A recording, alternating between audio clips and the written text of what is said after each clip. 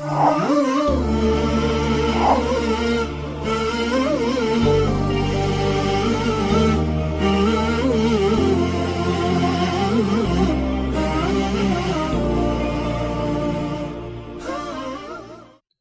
کا امریکہ کو خفیہ خط۔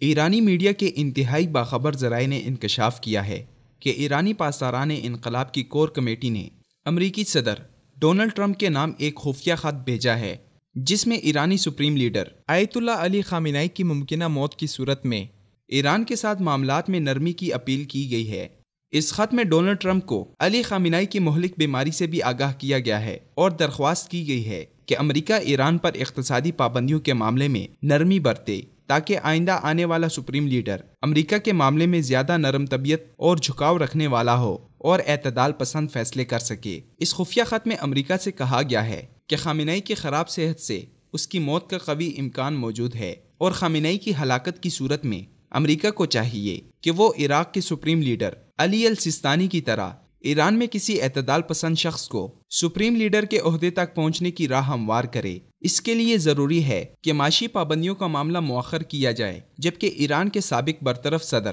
ابو الحسن بنی صدر نے بھی اس سے قبل اپنے ایک انٹرویو میں انکشاف کیا تھا کہ ایرانی حکام نے امریکی صدر ڈونلڈ ٹرمپ کو ایک خفیہ مکتوب بھیجا ہے، جس میں ان سے کہا گیا ہے کہ وہ خامنہ ای کے بستر مرگ پر ہونے کے باعث اقتصادی پابندیاں عائد نہ کرے تاکہ ایران میں فیصلہ ساز حلقوں پر دباؤ پڑے اور ملک میں سپریم لیڈر کا عہدہ کسی اعتدال پسند شخص کو دینے کی راہ ہموار ہو سکے۔ بنی صدر کا کہنا ہے کہ مکتوب والی بات درست ہے، کیونکہ حالیہ دنوں امریکی حکومت اور کانگریس نے ایران کے صدارتی انتخابات کے بعد مزید پابندیاں مؤخر کرنے کا عندیہ دیا ہے۔ بنی صدر کا کہنا تھا کہ روح اللہ خمینی کے آخری ایام میں بھی ایسا ہی ایک مکتوب ایران کے اندر سے اس وقت کے امریکی صدر رونلڈ ریگن کو لکھا گیا تھا، جس میں کہا گیا تھا کہ ایران کو خمینی کے بعد بھی پسندیدہ اور بااعتماد سپریم لیڈر دیا جائے تو امریکہ نے علی خامنہ ای کا انتخاب کیا، اور اب بھی ایرانی مقتدر حلقوں نے امریکہ کی ہی جانب رخ کر کے ایران میں امریکی پسندیدہ ایرانی سپریم لیڈر لانے کی کوشش کی ہے، جبکہ ایک دوسرے ذریعے کا کہنا ہے کہ ایران کی طاقتور فوج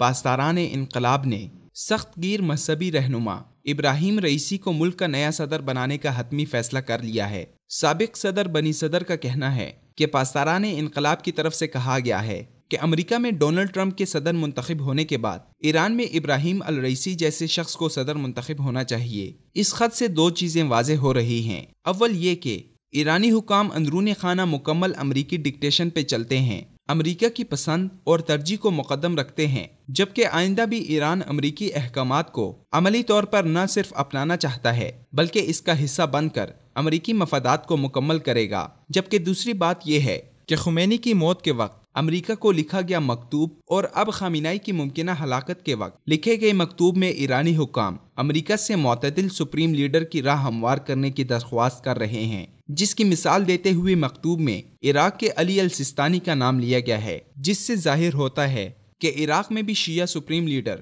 سیستانی بھی امریکی احکامات کا محتاج اور اسی کی کاوشوں سے سپریم لیڈر بنا۔ اب دیکھنا یہ ہے کہ علی خامنہ ای کی موت کے بعد امریکہ ایران میں اپنے کس نمائندے کو سپریم لیڈر چنتا ہے۔